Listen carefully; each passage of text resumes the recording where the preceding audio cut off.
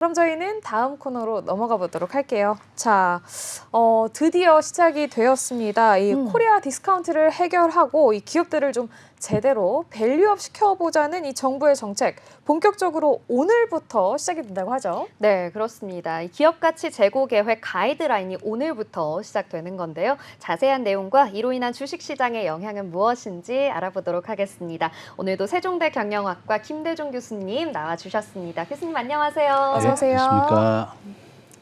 네, 교수님 그러면 오늘 바로 첫 번째 질문을 드려보도록 하겠습니다. 이 오늘부터 금융당국의 기업 밸류업 프로그램이 이제 본격적으로 시행이 된다고 합니다. 구체적인 내용 뭐 몇 번 짚어봤지만 그래도 다시 한번 또 짚어주시죠. 예, 일단 뭐 기업 밸류 프로그램 때문에 그런지 오늘 전체적으로 종합주가 지수는 한 1.5% 정도 올랐습니다. 기업 밸류 프로그램은 우리나라 정시가 아주 저평가되어 있습니다. 네. 미국과 일본이 지금 사상 최고로 주가를 갱신하고 있고 기업들이 주가가 지금 사상 최고치에 계속 갱신하고 있습니다. 나스닥 역시 지금 신고가를 계속 갱신하고 있는데 우리나라만 지금 현재 최고점이 3,600포인트인데요. 지금 2,700이니까 마이너스 30%입니다. 이와 같이 우리나라가 코리아 디스카운트에 되고 있는데 이와 같이 우리나라 기업들이 제값을 받고 좀 적정하게 평가를 하자. 어떻게 하면 올릴 수 있느냐. 이제 그것을 이제 정부가 제안을 했는 건데 여기에 보면 이제 정부가 기업들의 목표를 제시하고 또 실행을 하고 또 성과를 자율적으로 공시를 해서 앞으로 본인들의 기업이 어떻게 방향을 나갈 거니까 많은 투자자들이 좀 많이 투자를 해달라. 이런 것을 요청하는 겁니다. 이것을 좀 더 공개적으로 하고 투명하게 해서 우리나라 주식을 적정한 가격으로 올려받자는 것이 이제 정부의 밸류 프로그램이었습니다. 이제 전체적인 그 상황 중에서 좀 아쉬운 부분은 우리가 주가라고 하는 것은 EPS 곱하기 PER입니다. PER은 주가 수익 배율이라고 그래서 우리가 순이익의 보통 한 10배 정도를 받습니다. 우리나라는 제조업 중심 국가이기 때문에 PER이 한 10배 정도 되고 EPS가 바로 주당 순이익을 말하는 겁니다. 전체 순이익을 주가 수로 나누는 것을 우리가 주당 순이익이라고 부르는데 기업들이 순이익이 오르려면 정부가 세금을 좀 깎아주든지 또는 기업이 획기적으로 신제품을 만들든지 신산업을 통해서 좀 성장을 해야 되는데 우리나라는 지금 법인세가 전 세계에서 가장 높은 26%고 상속세도 제일 높습니다. 60%고 소득세도 45%입니다. 전 세계에서 가장 높은 세금을 다 가지고 있고 주식시장에도 싱가포르는 증권거래세를 제외하고 배당세라든지 양도소득세라든지 주식과 관련된 세금이 하나도 없습니다.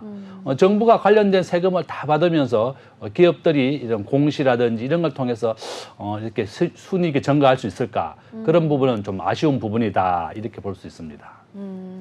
그렇군요. 이게 좀 아쉬운 부분까지도 교수님께서 이야기를 해주셨는데 결국에는 기업 가치 재고 계획 가이드라인에 맞춰서 조금 앞으로 기업이 공시를 잘 해라라는 이야기이죠. 쉽게 말해서 이 기업이 개인을 비롯한 투자자들에게 우리 기업의 특성은 이런데 이런 목표를 가지고 앞으로 이렇게 해서 목표를 이루겠다라는 것을 좀 구체적으로 투자자들에게 공시 형태로 알리는 첫날이 바로 오늘입니다. 자, 그렇다면 앞으로 이 기업 밸류업 프로그램 어떤 기대를 좀 해 나갈 수 있을까요, 교수님? 저는 아마 이제 기업들이 앞으로 PER이라든지 PBR이라든지 순자산 가치 또는 주가 수익 배율 보통 우리나라는 기업이 한 순이익이 한 10배 정도 순이익의 10배 정도가 적정한 주가다 이렇게 되어 있는데 이 PER이 지금 현재 미국의 애플은 한 50 정도 되고요. 엔비디아도 한 40배 정도 됩니다.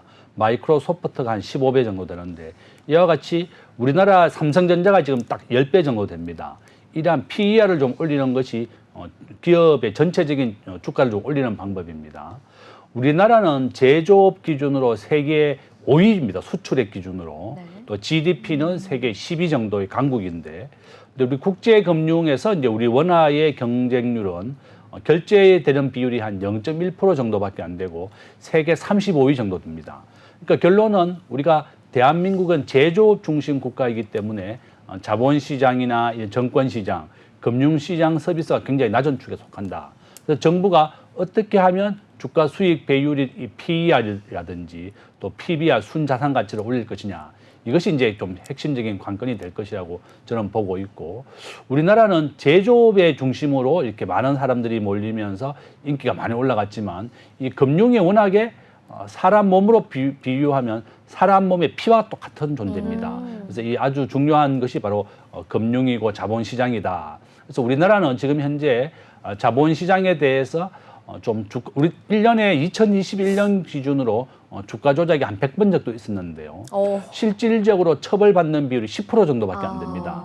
재판을 받는 비율은 10% 정도밖에 안 되고, 주가 조작을 한번 하게 되면 평균 한 46억 정도 벌었습니다. 그러니까 반복해서 주가 조작을 해도 처벌률이 10%밖에 안 되기 때문에 계속 반복되어 일어나는 것이고. 그렇겠네요. 예, 미국의 메이도프 같은 경우는 주가 조작하다 걸렸을 때 징역 150년 때렸습니다. 네. 감옥에서 옥사도 했고 완전히 그 자산이 다 와이프나든지 자기 아들은 자살까지 했었어요. 아이고. 그래서 이제 결론은 뭔가 하면 우리가 메이도프라는 사람이 미국의 정권거래소 이사장 출신입니다. 그래서 우리나라의 우량한 기업들도 메이도프에 투자도 많이 했었고 주가 조작한 금액이 한 100조 원 정도 됩니다. 와. 이와 같이 우리가 그 누구도 이제 믿을 수 없다. 그래서 결론은 미국은 주가 조작이라든지 불확실성 이런 거에 대해서는 아주 엄하게 처벌하는데 네. 한국은 엄하게 처벌하지 않으니까 계속 반복해서 일어나는 거고 네. 오늘도 보니까 금감원장이 공매도를 올 6월 달부터 재개할 의사도 있다 네, 이렇게 맞습니다. 얘기하고 정부가 지금 엇박자를 하고 있습니다. 용산 대통령실에서는 내년까지는 연장해서 공매도를 하지 않겠다고 되는데 이와 같이 정부도 이 엇박자를 좀 일관되게 좀 해야 되겠고 예측 가능성이라고 하는 게 있습니다. 기업들이라든지 투자하는 사람들이 예측 가능성이 있어야 한국을 믿고 투자를 하는데 금감원 원장은 6월 달에 일부 재개하겠다고 그러고 용산 대통령실은 재개는 없다. 준비가 안 됐고 전산 잔고를 확인할 수 있는 대차 시스템이 지금 정비되는데 내년 초에 예정되어 있습니다. 80개 정도가 우리나라 전체 공매도를 차지하는데 여기에 대한 완비하는 데는 아마 한 1년 정도 걸릴 것으로 보고 있습니다. 이와 같이 여러 가지 완비가 안 된 상황에서 금감원 원장과 용산 대통령실도 좀 엇박자를 보이고 있는 내용이 아쉽고 결론은 경제학의 목적은 공정성하고 효율성이고 또한 예측 가능성이 있어야 됩니다. 이와 같이 한국의 밸류 프로그램이 된다 그러면 이런 예측 가능성을 올리는 것이 아주 필요하다. 저는 이렇게 봅니다. 네, 좋은 말씀을 해주신 것 같습니다. 이 우리나라 증시의 밸류업을 위해서는 공정성, 효율성 그리고 이 예측 가능성까지 좀 필요하다 이렇게 말씀을 해주셨습니다. 이 기업 밸류업 프로그램들에 대해서 과연 어떤 기업들이 이 정부의 가이드라인을 잘 따라서 또 성실하게 구체적으로 이 기업들의 밸류업 계획을 알리고 실행을 해야 할지 좀 계속해서 지켜봐야 될 것 같은데요. 그리고 이거와 함께 이제 부실 기업이죠. 이른바 좀비 기업 같은 경우에도 우리나라 증시에서는 퇴출되는 경우가 거의 없었기 때문에 앞으로는 이런 기업들의 퇴출도 좀 가속화할 전망이라고 하던데요. 맞나요? 예, 그렇습니다. 이제 우리나라에서는 지금 현재 기준으로 2,500개의 기업이 상장되어 있습니다. 네. 한국의 시가총액은 총 2,500조 정도 됩니다. 그러니까 거의 뭐 비슷하죠. 그렇죠. 상장된 개수하고 시가총액이 비슷한 상황이고 한국에서 상장의 요건은 3년 이상 흑자가 나거나 또는 특허가 있는 기업에 대해서는 상장을 할 수가 있습니다. 한국에서는 매년 1%의 기업이 부도가 나는데요. 약 20개의 기업이 매년 부도가 나고 있습니다. 이와 같이 우리가 기업이 부실화되거나 또 많은 코스닥에 있는 기업들이 기업이 돈을 벌어서 주가를 올릴 생각을 하는 것보다는 코스닥 기업의 많은 대주주들이 일부 대주주들입니다. 이렇게 머니테크를 하는 겁니다. 회사의 전환 사채를 발행한다든지 기타 유가증권을 통해서 돈의 사적인 이익을 취득하려는 경우가 굉장히 많이 있었고 또 뭐 주가 조작이라든지 이런 것도 포함됩니다. 이런 이유 때문에 매년 한국에서는 20개의 기업이 부도가 나고 있습니다. 여기에 대해서 정부가 좀 더 기간을 단축해서 그런 피해를 막겠다는 것이 이번에 포함이 되었고 현행 3심제에서 2심제도 좀 개편하겠다는 겁니다. 그래서 결론은 한국에서 상장의 요건은 굉장히 까다롭습니다. 그래서 3년 이상 흑자가 나야 되고 전체 주식의 주주가 1,000명 이상이 돼야지 한국에서는 상장을 할 수 있습니다. 이와 같이 이제 좀 상장의 요건도 좀 우리가 단축을 하고 또 코스닥 상장도 좀 완화하겠다고 했는데 또 이렇게 기준을 완화하게 되면 좀 부작용이 이렇게 우리가 많이 파도 사태라든지 적정한 주가보다 좀 더 고평가돼서 상장을 해서 개인 투자자들이 피해를 본 적이 있었습니다. 네. 그래서 결론은 우리가 좀 더 미국의 아마존이라든지 우리나라에 상장하는 것보다 쿠팡이 미국에 상장한 이유는 차등 의결권이 있습니다. 창업자에 대해서는 한 주를 10배 정도로 인정을 해줍니다. 그러니까 한국에 상장하는 것보다 미국에 상장하는 것이 본인의 주식의 지분을 낮아지더라도 계속 자기가 경영을 할 수 있는 겁니다. 그래서 미국의 야놀자도 이제 미국 나스닥에 상장을 하려 하고 하는데 정부가 미국이나 선진국 수준으로 이런 차등 의결권이나 자본시장에 대한 개선도 좀 해야 되겠고 또한 우리나라도 또 상장 중에서 한국은 2,500개 중에 해외 기업이 한 10개 정도밖에 안 됩니다. 싱가포르는 상장 기업이 한 700개 정도 되는데요. 전체 상장 기업의 35%가 다 해외 기업입니다. 이와 같이 많은 기업들이 상장을 해야만 우리나라 자본시장이 더 성장하고 발전하는 것이다. 그래서 저는 싱가포르 수준으로 우리가 주식에 관련된 세금도 좀 낮추고 해외 기업을 한국에 많이 상장해야만 우리 자본시장이 발달할 수가 있다. 또 이렇게 또 말씀을 드리겠습니다. 네, 이 세금을 낮추는 것뿐만 아니라 또 상장을 좀 완화시키고 퇴출은 좀 강화하는 이러한 프로그램들을 통해서 좀 우리 주식시장이 활성화될 수 있도록 해야 할 것 같습니다.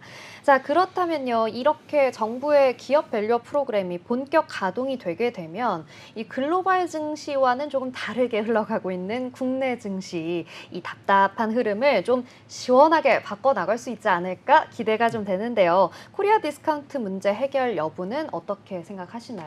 저는 정말 우리가 제일 중요한 것은 지금 미국의 엔비디아가 지난 한 30배 정도 올랐습니다. 네. 상장한 이후에 이 기업이 1999년도에 상장을 했는데요. 지금 시가총액이 약 3조 원 가까이 됩니다. 한 2조 한 6천억 정도 되는데 미국의 3위 정도 되고 앞으로 한 30%만 상승하면 아마 미국의 시가총액 1위가 됩니다. 저는 한국의 삼성전자가 반도체 기업인데 시가총액 1위 500조를 달성하고 있는데 이와 같이 엔비디아도 아마 이런 추세라 그러면 미국 시가총액 1위도 달성할 수 있겠다. 그런 생각이 들고 있고 6월 10일 날 이게 액면 분할을 10대 1로 하게 됩니다. 그다음에 다우존스 지수도 편입될 거라고 보고 있는데 왜 이렇게 미국은 사상 최고치를 갱신하고 성장하느냐 하면 이 4차 산업혁명에 관련돼서 국민의 생명과 안전을 해치는 게 아니면 미국은 모든 분야에서 사업을 할 수 있습니다. 네. 이것을 우리는 네거티브 제도라고 부르는데 대한민국은 반대입니다. 정부가 허락한 사업만 할 수 있는 파지티브 제도입니다. 그래서 우리나라는 우버도 금지됐고 타다, 에어비앤비 다 금지된 나라입니다. 그래서 이와 같이 새로운 신산업이 계속 발전하고 구산업과 함께 성장을 해야 되는데 한국은 신산업이 구산업인 택시업을 방해한다고 해서 금지시켰다. 그래서 결론은 이런 신산업이 발전할 수 있는 계기를 만들어줘야지 정부가 우리 코리아 디스카운트를 해소할 수 있다. 저는 그렇게 봅니다. 네, 잘 들어봤습니다. 자, 이 코리아 디스카운트 문제 해결을 위해서 이 정부와 기업들이 어떻게 해야 하는지 오늘도 교수님께서 요목조목 잘 풀어서 정리를 해주셨습니다. 자, 이슈경제 세종대 경영학과 김대중 교수님과 오늘도 함께했습니다. 교수님 좋은 말씀 감사합니다. 감사합니다.